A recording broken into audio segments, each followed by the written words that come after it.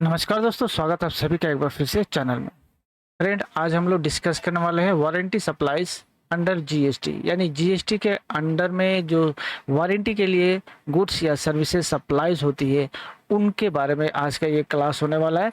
तो क्या इसके ऊपर जीएसटी का इम्प्लीकेशन होने वाला है, क्या रूल्स रेगुलेशन है, क्या टैक्सेबिलिटी है, वो भी हम देखेंगे। कंप्लायंस के नज़रिए से क्या प्रोसेस है, क्या डिस्पैच का प्रोसेस है, ये सारा कुछ हम लोग आज के इस वीडियो में क्लियर करने वाले हैं, डिस्कस करने वाले हैं। इंपॉर्टेंट वीडियो होने वाला है, लास्ट तक देखिएगा ताकि आपको अच्छी तरह से सारा चीज़ समझ में आ सके। चलिए बिना किसी देर के वीडियो शुरू करते हैं। तो देखिए, सबसे पहले हम लोग वारंटी जान लेते हैं कि वारंटी एक्चुअली होता क्या है। देखिए, वारंटी होता है, आपने भी सुना होगा अपने डेली लाइफ में, जब फ्री रिपेयर या रिप्लेसमेंट की बात की जाती है ड्यू टू डिफेक्टिव गुड्स, या कोई कारण से अगर फ्री रिप्लेसमेंट मिलता है कंपनी के द्वारा, या आपका गुड्स हो गया या सर्विस कुछ भी हो गया, वो होता है आपका वारंटी के अगेंस्ट में। यानी कि ड्यूरिंग एक पर्टिकुलर पीरियड रहता है। मान लीजिए कोई आपने मशीनरी खरीदा है या फिर कोई आपने इलेक्ट्रॉनिक आइटम खरीदते हैं, तो उसके ऊपर एक वारंटी मिलता है ना भाई, आपका इतना दिन का वारंटी होता है। गारंटी तो अभी मिलता नहीं है, वारंटी मिलता है। मान लीजिए आपने कोई इलेक्ट्रॉनिक गैजेट ही खरीदा, मोबाइल ही खरीद दिया या टीवी खरीद दिया, जिसके ऊपर आपको बोला ये 6 मंथ का आपको वहाँ पे वारंटी मिलेगा। यानी कि 6 मंथ के अंदर में अगर कुछ होता है तो वहाँ पे आपको उस पर रिप्लेसमेंट मिलता है। तो मान लीजिए कोई ऐसा रिप्लेसमेंट जो आपको मिल रहा है और कंपनी जो आपको दे रही है रिप्लेसमेंट, रिपेयर, कोई भी चीज़, दोनों में से गुड्स या सर्विस, तो वो क्या जीएसटी के अंदर में टैक्सेबल होता है? क्या उसके ऊपर जीएसटी की लायबिलिटी बनती है सप्लायर का? क्या रिसिपिएंट उसका इनपुट टैक्स क्रेडिट ले सकता है? मान लीजिए फ्री सप्लाईज मिला, तो जो फ्री सप्लाई दे रहा है कंपनी भाई, तो कंपनी तो आपका तो माल दे ही रहा होगा सप्लाई के अंडर में, वारंटी के अगेंस्ट में सप्लाई दे ही रहा है, तो क्या वो जीएसटी लायबिलिटी होता है? तो उसके लिए ये टैक्सेबल आइटम नहीं होता है, क्योंकि ये जो टैक्सेबल जो आइटम रहता है वो आइटम तो आपका जीएसटी टैक्सेबल रहता ही है, लेकिन चूंकि वो अंडर वारंटी आपको दे रहा है तो ये सेल नहीं होता है। ये एक्चुअली आपका एक कॉन्ट्रैक्ट होता है, आपका आपके साथ जो वारंटी का पीरियड के अंदर में माल दिया जाता है उसका होता है, ये ओरिजिनल वैल्यू में इसका इंक्लूडेड रहता है, तो ये टैक्सेबल नहीं होता है सप्लायर के लिए, इस पर टैक्स नहीं लगाते हैं। अगर अब इसको सीधे सीधे जीएसटी का इम्प्लीकेशन अगर इस पर देखें कि जीएसटी क्या इस पर लागू है क्या नहीं है, तो अगर फ्री वारंटी सप्लाई मिलता है जैसे अभी हम लोगों ने डिस्कस किया, तो उस पर कोई जीएसटी नहीं लगता है।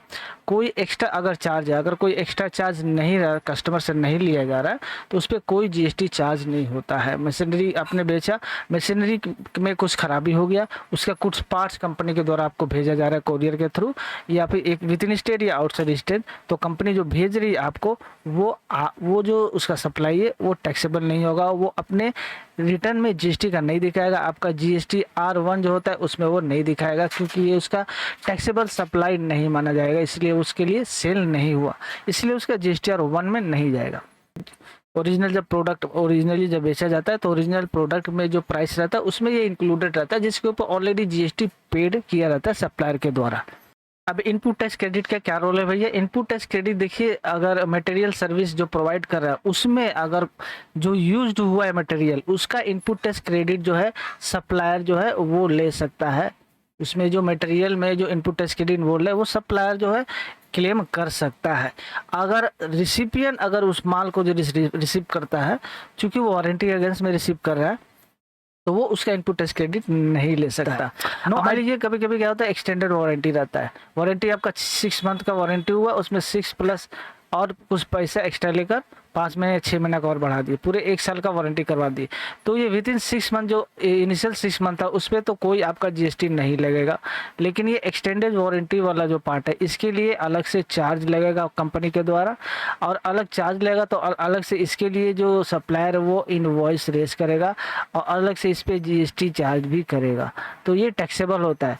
अगर एक्सटेंडेड वारंटी है तो उस पर अगर सेपरेट पैसा लिया जा रहा है, सेपरेट टैक्स इनवॉइस इशू करके आपके ऊपर टैक्स चार्ज करके आपसे पैसा लिया जाएगा एज ए सप्लायर, और उसका लाइबिलिटी भी जो है डिस्चार्ज किया जाएगा गवर्नमेंट को, और जीएसटी R1 में भी ये दिखाया जाएगा, क्योंकि ये आपका सप्लाई के दायरे में आता है। क्लियर है? तो ये जीएसटी का इम्प्लीकेशन हो गया। अभी कुछ हम लोग टैक्सेबिलिटी देख लेते हैं कुछ सिनारियो में। जैसे कि मान लीजिए मैन्युफैक्चरर प्रोवाइड करता है फ्री रिप्लेसमेंट करवा देता है, मान लीजिए खराब हुआ भाई, उसको रिप्लेस करके दूसरा आइटम दे दिया, तो सप्लायर के लिए तो भाई माल तो जाहिर है तो उस पे क्या जीएसटी लगेगा, उस पे वो कोई जीएसटी नहीं लगाएगा। उसके लिए क्या करेगा, वो टैक्स इनवॉइस रेज नहीं करके उसके लिए डिलीवरी चालान पे माल आपको भेजेगा। मान लीजिए क्वांटिटी ज़्यादा है या फिर ह्यूज बड़ा साइज़ है, तो वो डिलीवरी चालान करके क्वांटिटी और सारा डिटेल का, जैसे टैक्स इनवॉइस में रहता है डिटेल सारा डिलीवरी चालान का एज पर रूल जो फॉर्मेट रहता है उस पर आपको माल भेजा जाएगा। इसके लिए कोई टैक्स इनवॉइस आप याद रखिएगा इशू नहीं होता है, क्योंकि ये वारंटी के अगेंस्ट में सप्लाई होता है। ये होता अब दूसरा एक सिनेरियो डिस्ट्रीब्यूटर के केस में, अगर डिस्ट्रीब्यूटर पैसा चार्ज करता है, वारंटी सर्विस देता है और उसके लिए जो है वो पैसा चार्ज करता है, तो उस केस में क्या होगा, जीएसटी एप्लीकेबल हो जाएगा।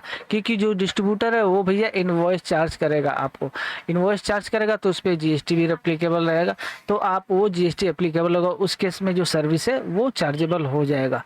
थर्ड पार्टी अगर कोई है, वेंडर है, कोई रिपेयर करता है, वो टैक्सेबल सप्लाई में आ जाएगा। मैन्युफैक्चरर को वो उसका आईटीसी भी ले पाएगा। मान लीजिए कोई थर्ड पार्टी है, उसने रिपेयर किया, रिपेयर का बिल दे दिया भाई मैन्युफैक्चरर को बिल दे दिया, मैन्युफैक्चरर ने पेमेंट किया, उसका आईटीसी वो क्लेम कर पाएगा। अब देखिए डिस्पैच कैसे होता है। एज ए सप्लायर, अगर आप माल सप्लाई, आप कंपनी है कुछ वारंटी के अगेंस्ट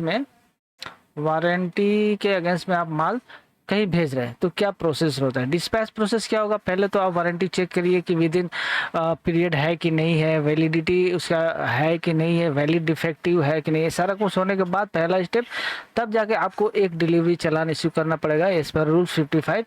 और डिलीवरी चालान में ये सारा कुछ डिस्क्रिप्शन, माल का क्वान्टिटी, HSN कोड, कोई जीएसटी नहीं रहेगा। आप उस पर डिस्क्लोजर पर्पस के लिए ब्रेकअप दे सकते हैं। क्या देख सकते हैं, जीएसटी का ब्रेकअप वहाँ पे रहता है डिस्क्लोजर पर्पस के लिए, ठीक है। उसके बाद आप अगर सर्विस है तो मेंटेन कर सकते हो उसका रिकॉर्ड प्रॉपर तरीके से, और ये सारा कुछ करने के बाद आपको GSTR 1 में जो है अपने लाइबिलिटी को डिस्चार्ज करने का लाइबिलिटी दिखाना पड़ेगा, और 3B में आपको उसका डिस्चार्ज करना पड़ेगा कोई लाइबिलिटी है तो आप हमेशा याद रखिए कि आप रिकॉर्ड तैयार करिए, ऑडिट पर्पज के लिए सारा डॉक्यूमेंटेशन आपको रखना है, प्रॉपर डॉक्यूमेंटेशन रखिए ताकि ऑडिट में किसी तरह का दिक्कत ना हो। आई होप आपको अच्छी तरह से क्लियर होगा सारा कुछ। कोई क्वेश्चन है आप कमेंट कर सकते हैं। वीडियो को मैं खत्म करते हैं, मिलते हैं नेक्स्ट वीडियो पे। चैनल के साथ बने रहिए, चैनल को सब्सक्राइब करके बेल आइकन को ऑल पर सेट कर लीजिए, ऐसे रेगुलर वीडियो आपके पास चलती रहेगी।